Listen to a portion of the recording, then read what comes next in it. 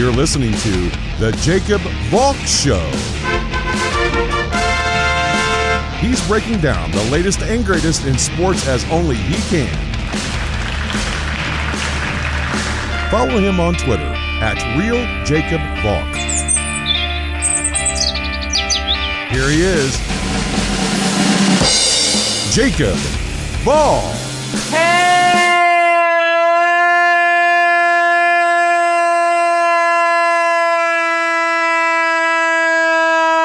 Sports fans, welcome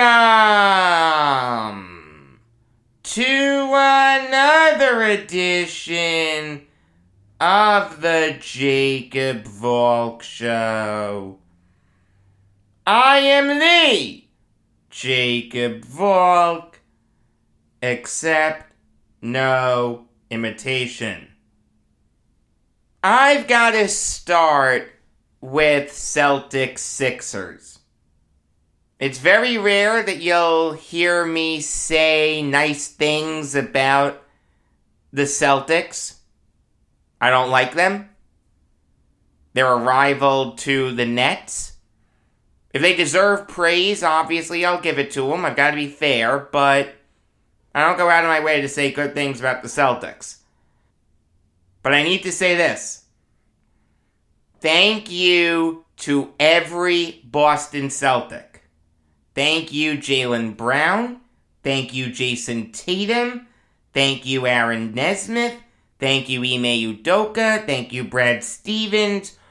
Oh my gosh.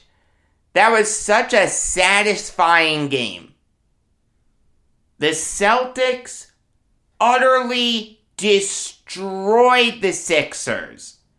135-87. That is a 48-point win. Jaylen Brown had 26 points in the first half. Jason Tatum had a double-double, 28 points and 12 rebounds. The Celtics were up by 27 at the half. The game was legitimately over at halftime. The Celtics led by as many as 51 in this game. They couldn't miss. The Sixers couldn't hit the broadside of a barn. The Celtics shot 56% from the field and from beyond the arc. The Sixers shot 29% from the field and 25% from beyond the arc. You may be asking yourself, when is the last time that's ever happened before? It's never happened before. That stat line has never happened before in the history of the NBA. Now, the reason why I was doing backflips over this win was that it happened in front of my close and personal friend, James Harden. He was on the bench watching that whole game in one of the most ridiculous outfits I've ever seen in my life. There was like a sleeveless pink overcoat with a long sleeve shirt that looked like it didn't match the collared shirt he was wearing. And he also had these weird jeans on with like patches and rips. It was just bizarre. It really doesn't matter at the end of the day. It just looked like James Harden could really use a visit from a fashion designer. I mean, is that where fashion is right now? That's acceptable? My God. You know what I wear? T-shirts and jeans. Whatever happened to that? Or just wearing a nice collared shirt and like khakis or something. That is the most bizarre getup I've ever seen in my life. But that's not the issue here. The issue is James Harden's introductory press conference. He had his press conference before the game, right after Ben Simmons had his press conference. And it was interesting, some of the stuff that Harden said. Firstly, he said that he wanted to go to the Sixers over the Nets. Well, we know that's not true based on what happened 13 months ago. You okayed the trade to the Nets. You were very happy with the Nets to start. I mean, let me ask you something, Sixers fans. Does it bother you that James Harden lied? He just lied to you. He said Philly was his first choice. We know that's a lie. Does that not upset you? Maybe you don't care in the grand scheme of things. It's an introductory press conference. There's always going to be a little bit of lying there, but I don't think it's the best look for Harden to start his time in Philly with a lie. It's just nonsense. If you really wanted to go to Philly above the Nets, you never would have been a Net. It's kind of interesting to think about where the Nets would be right now without Harden. Funnily enough, I can actually make the argument that the Nets are better off now than if they had never traded for James Harden. If Harden was a Sixer last year, Ben Simmons is a Rocket, and the Nets are still looking for that third piece. They're still looking for that third guy to come in and play with Durant and Irving. Would they have swung a trade for Porzingis? Would they have swung a trade with the Pacers? I mean, yeah, they'd still have Karis LeVert and Jared Allen, but LeVert was not meshing well with Durant and Irving. Jared Allen would be really nice to have, there's no question. But would you count him as the third guy?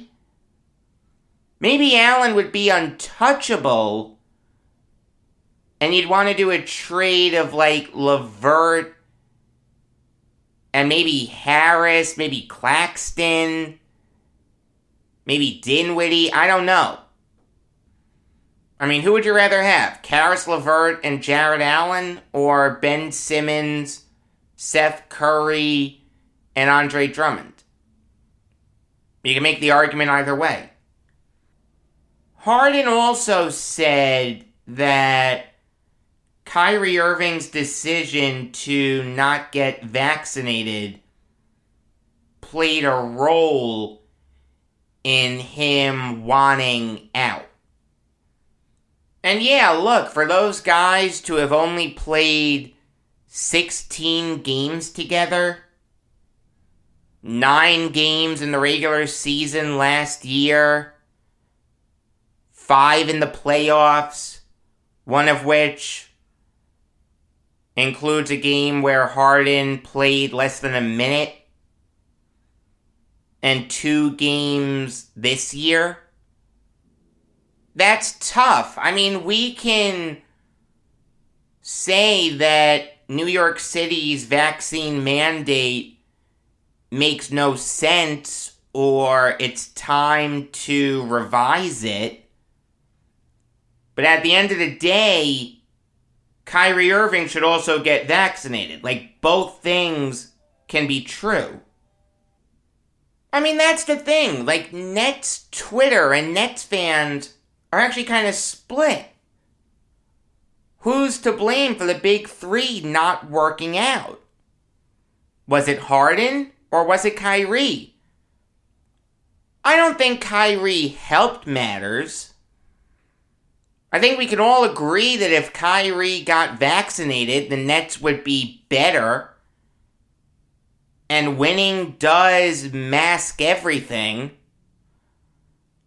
Like, I don't think the Nets go on the 11-game losing streak if Kyrie plays during home games.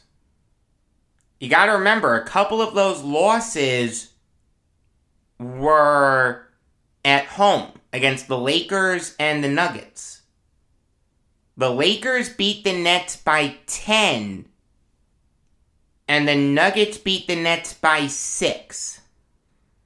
I think it's safe to say that if Kyrie Irving had played in both those games, the Nets would have won. So would there have still been a losing streak? Maybe.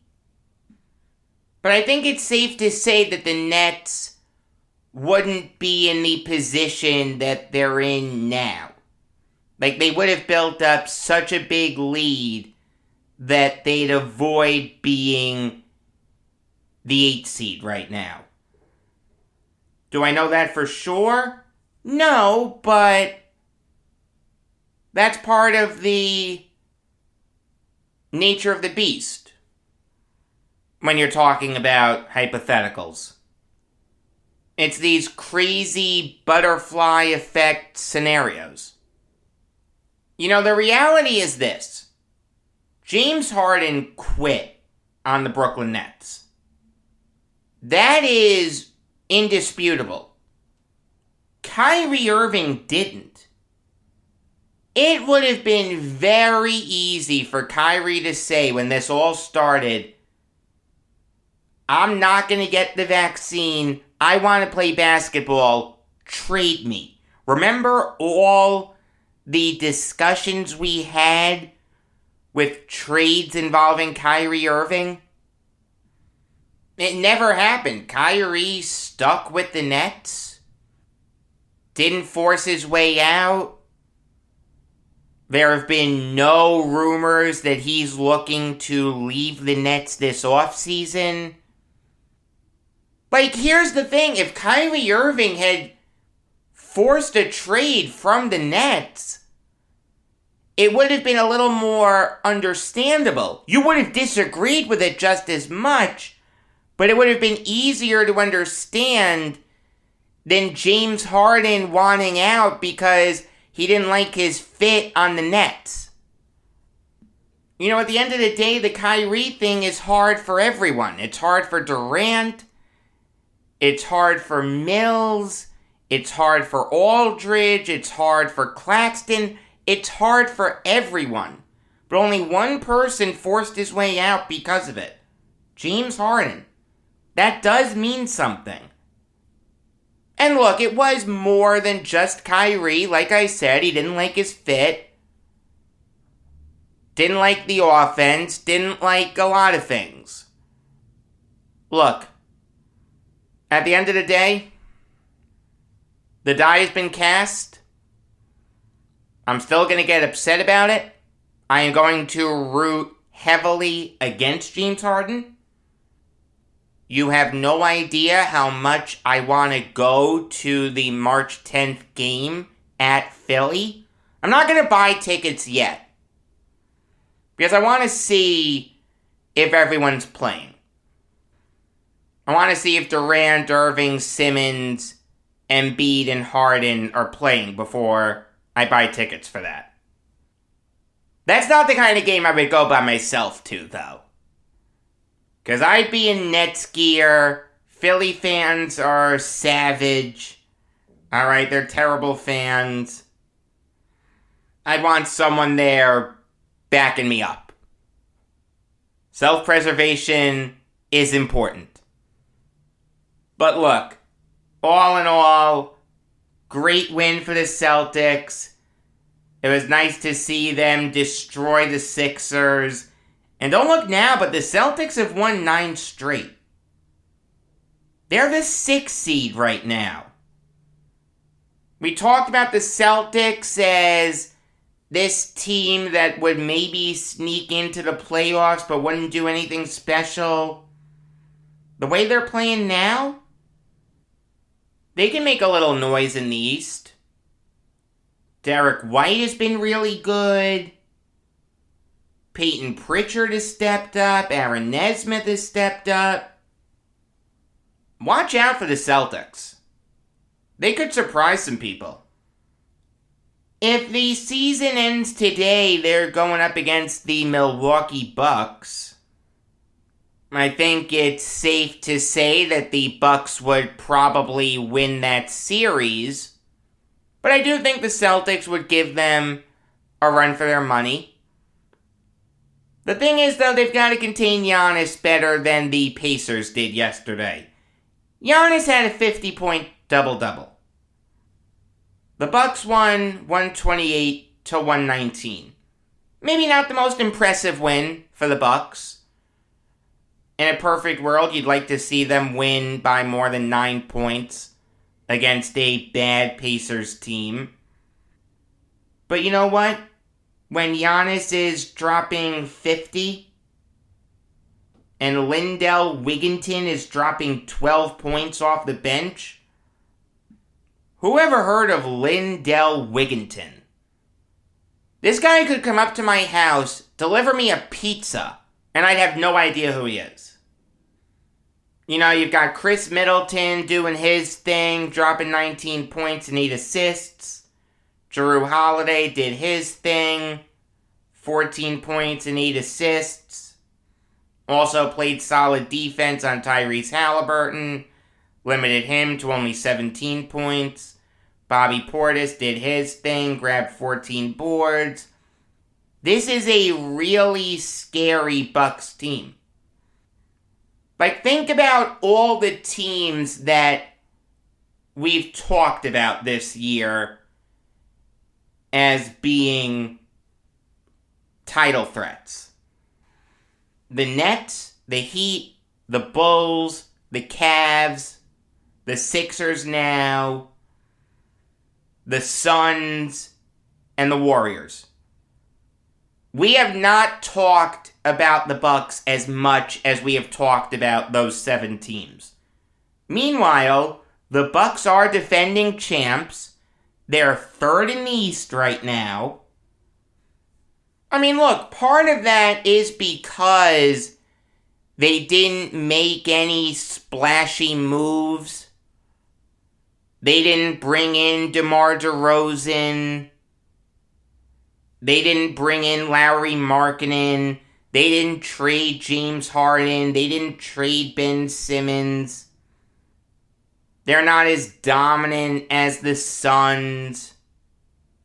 And they're not the fun story that the Warriors are. But it shouldn't shock you in the slightest if the Bucks go on a big run. I understand that repeating is hard. And it's safe to say that the road that the Bucks will have to go through to repeat will be harder than their road was last year. I think it's safe to say that they won't sweep the Heat. They won't be facing just Kevin Durant and a hobbled James Harden. They won't be facing the Hawks. They won't be facing an Suns team. The road will be harder, but the Bucks can do it. They have Giannis, they have Middleton, they have Holiday, they have Bobby Portis, they have Grayson Allen, they brought in Serge Ibaka, they brought in DeAndre Bembry. They're a good team. You know, it's funny, Caesar's Palace no longer has the Nets as betting favorites to win the NBA title, and part of their reasoning was the fact that the NBA is so wide open this year. Yeah, I have no problem with that. There are 8 teams that I could see winning the NBA title. 6 of them play in the Eastern Conference. It's going to be a very tough road for any team to get through. Like, the Western Conference side of the playoffs won't get exciting until the Western Conference Finals. Suns Warriors is going to be great. the eastern side of the bracket. As it stands right now, we're looking at a Heat-Nets first-round matchup and a Cavs-Sixers first-round matchup. That's exciting. You can get into those games very easily if you're an NBA fan. These playoffs are going to be really fun, and it'll be interesting to see if they have to compete with the MLB. Like, my father's a huge baseball fan. He's not a big NBA fan. I wonder if he'll get more invested in the NBA playoffs this year if it's not competing with Major League Baseball. It's just very interesting to me. There was another Nets story that I wanted to talk about. According to Zach Lowe of ESPN, the Raptors were close to sending a protected first rounder to the Nets for Nick Claxton. Instead, the Raptors decided to trade for Thaddeus Young. I think we can all agree that Claxton would have been a better fit for the Raptors than Young. The Raptors don't have a player taller than 6'9". Nick Claxton is 6'11" and is a really good interior defender. Thaddeus Young is a good player. I really like him. But he's 6'8". And he's only gotten into one game with the Raptors so far. He played in garbage time on Monday, when the Raptors lost by 30 to the Pelicans. I mean, part of the appeal for the Raptors trading for Young had to be the fact that the Spurs were willing to take Goran Dragic off the Raptors' hands. They were willing to buy him out. So the Raptors saved a little money. I mean, ultimately, it's a fair debate. Who would you rather have, Thaddeus Young or Nick Claxton? They're different players. I think Claxton better fits the Raptors, but I understand the Raptors wanting Young because they were able to get rid of Goran Dragic, someone who they had wanted to get rid of for a really long time. The thing that's interesting, though, is it shows that the Nets really didn't plan on having Nick Claxton on their roster. Like, think back to Monday's game. Every single big man played for the Nets except Nick Claxton. He didn't even get in garbage time. Andre Drummond started. LaMarcus Aldridge played 19 minutes off the bench. James Johnson, same thing. Blake Griffin played a little bit. Day'Ron Sharpe got in garbage time. No Claxton. I mean, it's interesting to think about. How do the Nets make this work? Is Claxton now an afterthought? If he is, might the Nets get rid of him? Bear in mind, the Nets need to clear a roster spot for Kessler Edwards. Now, he hasn't been shooting the ball great recently, but he's a really good defender, good energy guy, hustles a lot. I love Kessler Edwards. I really like watching him play. To be honest with you, I like Edwards more than I like Cam Thomas. I'm not saying I dislike Thomas.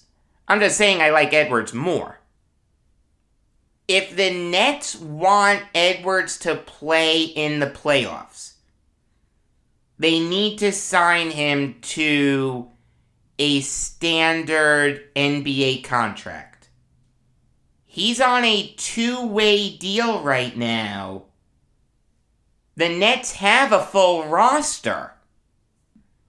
And also, if they want to be active on the buyout market and go after a guy like Dragic or maybe John Wall or whoever else gets bought out, you need a roster spot. So the Nets may need to clear like 2 or 3 roster spots sooner rather than later. I'd love it to be Javon Carter because I despise watching Javon Carter play basketball. Oh my God, he is absolutely useless. One of the worst players I've ever seen. Never looks to pass. Overrated defender. Oh. I hate watching him play. The thing is, though, Carter is signed through next season. And it's not that he's on a big contract or anything, but it would cost the Nets more money to get rid of him than it would Claxton. I understand that it's only one game and you may be saying, Jacob, you're jumping to conclusions. Yeah, maybe I am. I mean, Steve Nash tinkers with his rotations all the time. It's actually really frustrating. But, look, it wouldn't stun me if Claxton played a lot tonight against the Knicks. And look, would it be disappointing to see the Nets give up on Claxton so quickly? The answer is yes. There's no question about that. I mean, Blake Griffin could be bought out a lot easier. Maybe Bruce Brown, but I hope not. I really like him. It's interesting. The point is, the Nets are going to have to make a tough decision with their roster sooner rather than later.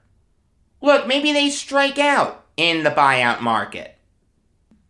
So okay, that solves one issue. The thing is, though, you still need a roster spot for Kessler Edwards. And if Nick Claxton really wasn't in the Nets' plans, I think it's easy to see a scenario where the Nets get rid of Claxton to have Kessler Edwards available for the playoffs. Look, I'll say this. I'm going to be really curious to see how the Nets clear a roster spot for Edwards. Because he's been starting a lot, playing a ton of minutes. Maybe he won't start when Durant comes back. But he will come off the bench and play a big role for the Nets in the playoffs. I understand that there's time for all this to get sorted out. Maybe there's an injury. Maybe Claxton reasserts himself as a vital piece for the Nets. It will be interesting to see how this transpires. There's no question about that. Alright, now I'll give you some college basketball Valk talk. And I'll start with Villanova Providence. A very impressive win for the Wildcats. Colin Gillespie absolutely went off. He had 33 points. That's without question one of the best games of Gillespie's career. And he hit that big three with 23 seconds left that really iced the game for Nova. You know, when Gillespie is on like that, Nova is unbeatable. And he combined that with a really good performance from Justin Moore, who had a double-double, 19 points and 10 rebounds. Brandon Slater had 13 points. He was solid. I liked what Eric Dixon did, 8 points, 9 rebounds. That makes Nova a really tough team to beat. This is a good Wildcats team. It is capable of doing special things in March. Very good win for Jay Wright's team. But I'll say this. The Friars have nothing to be ashamed about here. This really wasn't a good matchup for them. You have a Nova team that's really good from beyond the arc. And they're good at defending the perimeter. Providence is not good from beyond the arc, nor are they good at defending the perimeter. This was just a tough matchup for the Friars. Villanova shot 48% from 3. Providence shot 22% from 3. It was always going to be tough for Ed Cooley's team to overcome that. Give guys like Nate Watson, AJ Reeves, and Jared Bynum credit. They all did their best. They helped make this game really competitive. But when you're part of a team that only hits 5 3-pointers in one game, that's tough. If you're looking for a GOAT, you can point to Aljami Durham. He shot just 5 for 15 from the field and 0 for 5 from beyond the arc. I mean, he's gotta be better than that. I understand that he's really good at getting to the free throw line and hitting his free throws, but he's not Trae Young. He's got to learn to score in different ways for him to really be a well-rounded player. If you want to look for a seminal reason why Providence lost, that's your seminal reason. Moving on now to Kentucky, Tennessee. Boy, oh boy, did I get this game wrong. I got Nova Providence right, but I got Kentucky, Tennessee very, very wrong. Tennessee, from basically the word go, was the better team in this game. I mean, you knew that Tennessee would be motivated to beat Kentucky because the Wildcats destroyed the Volunteers earlier this year, 107-79. But I thought Kentucky's talent would win out. Instead, it was a raucous environment. Give Volunteers fans credit. And Tennessee was by far and away the better team in this game. They limited Oscar Tshiebwe to only 13 points. Ty Washington tried to play, but he re-aggravated his ankle injury. And you know, once Washington was out, that was it. You knew that Tennessee's guards would take over. Santiago Vescovi and Kennedy Chandler, the 1-2 punch, were great. Vescovi had 18 points, Chandler had 17 points. Off the bench, Zakai Ziegler had 14 points. He was really good. John Fulkerson was all over the place. He had 14 points. This was just an incredibly dominant win for Tennessee. It's a big win for them. It's a win that makes you think, you know what, maybe Tennessee can hang with the big boys. I mean, before this, I think you looked at Tennessee as a good team, but not a great team, especially with Olivier Nkamhoua, I still haven't learned how to pronounce his name, being out for the year. But with Vescovi, Chandler, Ziegler, and Fulkerson stepping up like that and beating a really good Kentucky team, yes, in Tennessee, but still finding a way to win in very convincing fashion, no less, that's impressive. Great win for Tennessee, and it gives you confidence in them going forward if you're a Volunteers fan. There were a couple upsets yesterday, and I'll start with Penn State knocking off Michigan State. This is a bad Nittany Lions team beating a really good Spartans team that was playing for something.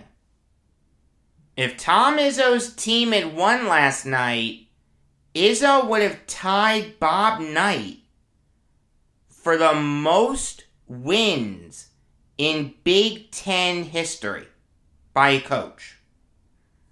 Interestingly enough, Tom Izzo's first ever conference game, realize he's only been a head coach at Michigan. His first ever conference game came against Bob Knight's Indiana Hoosiers. The Spartans won 65-60. But alas, Izzo will need to wait a little bit longer. It will happen this year, there's no question. It's just going to take a little bit longer because Penn State beat Michigan State at their own game. What does Penn State like to do? They like to play knockdown, drag-em-out games. Low-scoring games with a lot of defense on both sides and not a lot of offensive explosions. Michigan State does the same thing. Yes, Michigan State's offense is miles better than Penn State's offense. Okay, let's be fair. The Nittany Lions are not a good team this year. In fact, more often than not, the Nittany Lions are really bad. But when you're looking at a matchup that features two defense-first teams that likes that style of low-scoring games, it comes down to who's going to hit the big shot. And Seth Lundy hit the big shot. Lundy hit the big three with 97 seconds left that gave Penn State the lead. They'd never relinquish it after that. Penn State did an excellent job of defending Gabe Brown and Malik Hall. Brown only had 7 points. Hall only had 3. Those are the two best Spartans. If you can limit those guys to only 10 combined points, you've got a great chance of winning. So an excellent job by the Nittany Lions. Look, they're not making the big dance this year. I don't think they're going to make any postseason tournament. But this should give Penn State fans confidence in Micah Shrewsbury. He's a lot better than Jim Ferry, I'll tell you that. Even though Ferry had a couple good years with Long Island University.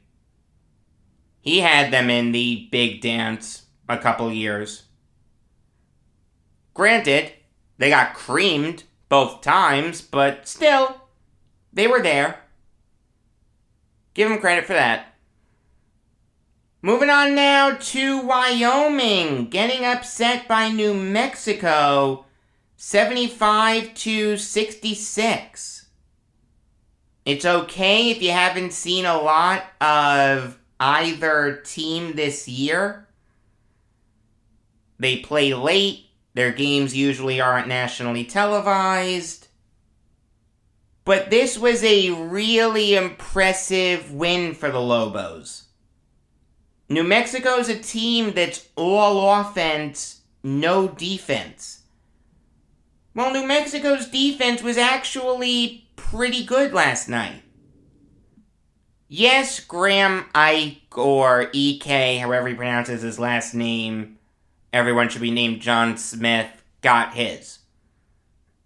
He had 26 points. He's a really good player. But Hunter Maldonado was useless.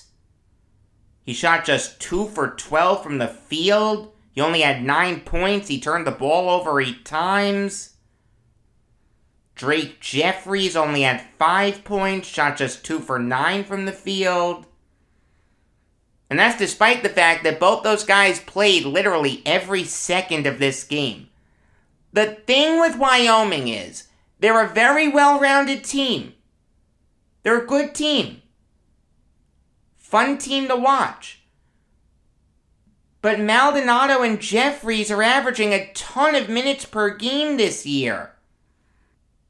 Maldonado's averaging 37.7 minutes per game this year. That's the 7th highest mark in the NCAA this year. Jeffries is averaging 35.6 minutes per game this year.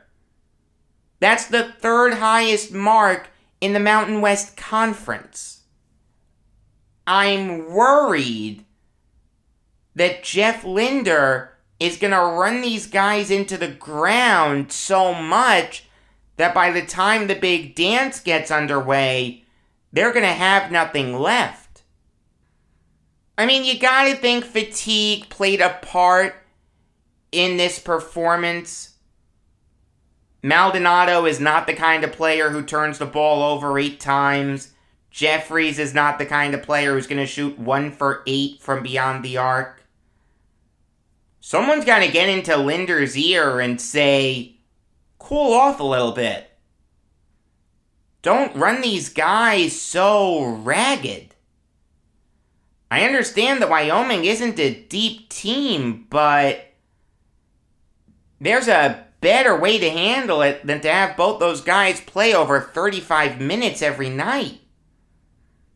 But this was a really impressive win for New Mexico. They're not going to make any noise this year. They're not making the big dance. They're not going into any postseason tournaments. But give Jalen House a ton of credit. He was outstanding. He had 34 points. Jamal Mashburn had 18 points. J. Allen Tover had 15 points and 8 rebounds. Good win for Richard Pitino's team. I'll say this, though. It's easy to see where all the talent in that family went. Because he is nothing like his father, let me tell you. There is a game tonight that I want to preview. And that's Baylor going to Lubbock to play Texas Tech. I'm not sure how far Waco is from Lubbock, but it's an intra-Texas battle. Don't let their big win over Texas fool you. This Baylor team is going to struggle sooner rather than later. Jonathan Chachua is out for the year. He had knee surgery recently. LJ Cryer has a foot injury. So that means that Baylor is going to rely on James Akinjo, Adam Flagler, and Kendall Brown to carry the load. Now, it worked against Texas, but is that going to work against a great defensive team like the Red Raiders? I don't think so. I think Kevin McCullough and Davion Warren, the two best two-way players on Texas Tech, are going to go off. Bryson Williams is going to do his thing offensively. Terrence Shannon is going to do his thing offensively. And it wouldn't surprise me if he impacted the game a lot defensively also. I know that McCullough is questionable, but I think the smart money is on him playing. Even if he doesn't, though, McCullough being out isn't as earth-shattering as Cryer and Chamwa Chichua being out is. I think this game is going to be a rout. I think the Red Raiders are going to win very easily. Texas Tech wins by double digits. Until tomorrow, I'm Jacob Valk, and always remember, if you disagree with me, you're wrong.